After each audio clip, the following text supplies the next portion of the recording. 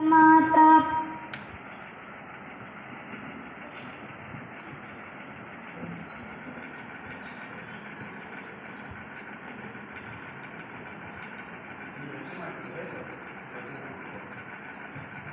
ಈ ಶ್ಲೋಕವನ್ನು ಪೂಜಾ ಭಗಿನಿಗೋಸ್ಕರ ನಾನೇ ರಚನೆ ಮಾಡಿದ್ದು. ಕುಲಸ್ಯಾಸ್ಯ ಮಾತಾ ವಿನಮ್ರ ಸುಶೀಲ ಪೃಥಿವ್ಯಾಂ ಸಸಾ ಸುಷ್ಟು ಕಾರ್ಯಂ ವಿಧಾಯ ಸದಾ ನಾಯಿಕೇಯಂ ಚ ಲೋಕೆ ತು ವಂದ್ಯ ನಮಾಮೋ ವಯಂ ಮಾತರಂ ತಾಂ ಹಿ ನಿತ್ಯಂ. ಈ ಶ್ಲೋಕದ ಅರ್ಥ ಹೀಗಿದೆ: ಇವರು ನಮ್ಮೆಲ್ಲರ ತಾಯಿಯಾಗಿದ್ದಾರೆ. ನಾವು ಹುಟ್ಟಿದ್ದು ನಮ್ಮೆಲ್ಲರ ತಾಯಿ 9 ತಿಂಗಳ ಗರ್ಭವನ್ನು ಧರಿಸಿ ನಮ್ಮನ್ನು ಭೂಮಿಗೆ ತಂದಂಥ ತಾಯಿಯಿಂದ ಹುಟ್ಟಿದಾದರೆ, ನಾವು 5ನೇ ಕ್ಲಾಸಿಂದ ನಾವು ಗುರುಕುಲಕ್ಕೆ ಬಂದು ನಮ್ಮನ್ನು ತಾಯಿಯಂತೆ ಸಾಕಿದ್ದು ಪೂಜಾ ಭಗಿನಿ ಅಂತ ಹೇಳ್ಬೋದು.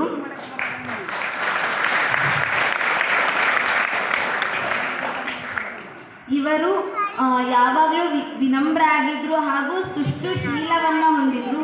ಯಾವುದೇ ಒಂದು ವ್ಯಕ್ತಿಗಾದರೂ ಎಷ್ಟೇ ಸಾಧನೆ ಮಾಡಿದರೂ ಕೂಡ ಚಾರಿತ್ರ್ಯ ಇಲ್ಲ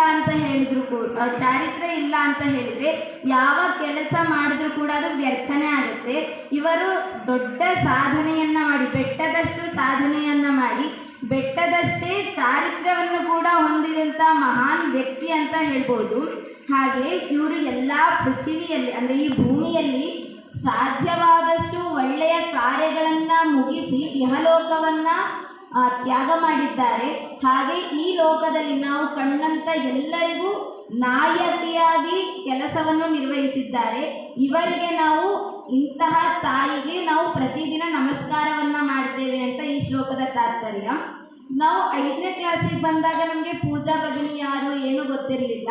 ನಾವು ಅವ್ರನ್ನ ನೋಡಿದ್ದು ಮೊದಲು ಅನ್ನಪೂರ್ಣ ಹಿಂದೆ ಅವರು ಒಮ್ಮೆ ಬಂದು ನಿಂತಾಗ ಎಲ್ಲ ಅಕ್ಕಂದ್ರೆ ಹೇಳ್ತಿದ್ರು ಬಾಬಿ ಬಂದರು ಅಂತ.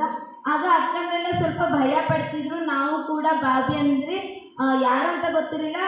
ಆಮೇಲೆ ಗೊತ್ತಾಯಿತು ಪೂಜಾ ಭಗಿನಿಯ ಪ್ರಮೋದ ಅಗ್ರಜರ ಧರ್ಮಪತ್ನಿ ಅಂತ. ಆಮೇಲೆ ನಾವು ಅಷ್ಟು ಮಾತಾಡಿಸ್ತಿರ್ಲಿಲ್ಲ. ಯಾವಾಗ ನಮ್ಮ 9ನೇ ತರಗತಿ ನಾವು ಬಂದ್ವಿ, ಅವಾಗಿಂದ ಪೂಜಾ ಭಗಿನಿಯ ಜೊತೆ ಒಡನಾಟ ಹೆಚ್ಚಾಯಿತು. ನಾವು ಯಾವಾಗಲೂ ಪೂಜಾ ಭಗಿನಿ ಬಂದರೆ ಮಾತಾಡ್ಸೋದು. ಹಾಗೆ ನಮ್ಮ 10th ಎಕ್ಸಾಮ್ ಬಂದಾಗ ನಾವು ಹೋಗಿ ನಮಸ್ಕಾರ ತಗೊಂಡಾಗ ಅವರು ಹೇಳಿದ ಮಾತುಗಳು ನಮ್ಗೆ ಇನ್ನೂ ಅಚ್ಚಳಿಯದಂತೆ ಕೂತಿದೆ. ನೀವು ಏನು ಮಾಡಿದ್ರು ಕೂಡ ಯಾವತ್ತೂ ಅಂಕಗಳ ಹಿಂದೆ ಬೀಳಬೇಡಿ. ನೀವು ನಿಮ್ಮ ಪಾಡಿಗೆ ನೀವು ಮುಂದೆ ಹೋಗಿ, ನೀವು ಎಷ್ಟು ಕಲಿತಿದ್ದೀರೋ ಅದು ನಿಮ್ಮನ್ನು ಎತ್ತಿ ಹಿಡಿಯುತ್ತೆ ಅಂತ. ಅಂತಹ ಮಾತುಗಳನ್ನು ನಾವು ಕೇಳ್ಕೊಂಡು ಬೆಳೆದವರು. ಹಾಗೆ ಒಂದು ದಿನ ಕೂಡ ಊಟಕ್ಕೆ ತಡವಾಗ್ದೇ ಒಮ್ಮೊಮ್ಮೆ ಗಂಜಿ ಅನ್ನ ಪಂಚನ್ನ ಎಲ್ಲ ಇಷ್ಟನೇ ಆಗ್ತಿರ್ಲಿಲ್ಲ ನಮಗೆ. ನಾವು ಪ್ರಮೋದ ಅಗ್ರದಂಗೆ ಹೇಳ್ತಿದ್ವಿ, ಅಗ್ರದ ಇದು ಬೇಡ ಅದು ಬೇಡ. ನಾವು ಕಷ್ಟನೇ ಅರ್ಥ ಮಾಡ್ಕೊಳ್ತಿರ್ಲಿಲ್ಲ. ಅಗ್ರದ ಪಂಚನ್ನ ಚೆನ್ನಾಗಿರೋದಿಲ್ಲ, ಬೇಡ ಅಗ್ರದ ಅಂತ ಹೇಳ್ತಿದ್ವಿ. ಅಗ್ರದ ಪೂಜಾ ಭಗಿನಿಗೆ ಹೋಗಿ ಹೇಳ್ತಿದ್ರು. ತಕ್ಷಣ ಅವರು ಇನ್ನು ಬೇರೆ ವ್ಯವಸ್ಥೆ ಮಾಡ್ಬೋದಾ, ಉಪ್ಪಮ್ಮಕ್ಕೆ ಹಾಗೆ ತಿನ್ನಕ್ಕಾಗಲ್ಲ ಅಂತ ಉಪ್ಪಿನಕಾಯಿ ವ್ಯವಸ್ಥೆ ಕೂಡ ಮಾಡಿದ್ರು. ಈಗ ನಮಗೆ ಎಲ್ಲ ಸೌಲಭ್ಯಗಳನ್ನ ಕೂಡ ಕೊಟ್ಟರು. ನಮ್ಮ ಸ್ಪರ್ಧೆಯ ದಿನ ಅಂತ ಹೇಳಿದ್ರೆ ರಾಜ್ಯ ಮಟ್ಟದ ಸ್ಪರ್ಧೆಯ ದಿನ ಯಹಲೋಕವನ್ನು ತ್ಯಾಗ ಮಾಡಿದ್ರು. ಅಂತಹ ತಾಯಿ ಸ್ವರೂಪರಾದಂಥ ಪೂಜಾ ಭಗಿನಿಯನ್ನು ನಾವು ಕಳ್ಕೊಂಡಿರೋದು ದುಃಖದ ಸಂಗತಿಯೇ ಆಗಿದೆ. ಹೀಗೆ ಅವರ ಆದರ್ಶ ಗುಣವನ್ನು ಇಟ್ಕೊಂಡು ನಾವು ಮುಂದೆ ಸಾಗ್ತೇವೆ. ಅವರ ಕನಸು, ಅಗ್ರಜರ ಕನಸಾದಂತಹ ಈ ದೇಶವನ್ನು ಜಗದ್ಗುರುವಿನ ಸ್ಥಾನಕ್ಕೆ ಕರೆದುಕೊಂಡು ಹೋಗಲು 130 ಮಕ್ಕಳು ಕೂಡ ಕೈ ಜೋಡಿಸಿ ಶ್ರಮವನ್ನು ಪಟ್ಟು ನಮ್ಮ ಭಾರತವನ್ನು ಜಗದ್ಗುರು ಸ್ಥಾನಕ್ಕೆ ಕರ್ಕೊಂಡು ಹೋಗ್ತೇವೆ. ಈ ಒಂದು ವೇದಿಕೆಯಲ್ಲಿ ನಾನು ಪ್ರತಿಜ್ಞೆಯನ್ನು ಮಾಡ್ತೇನೆ. ಧನ್ಯವಾದ.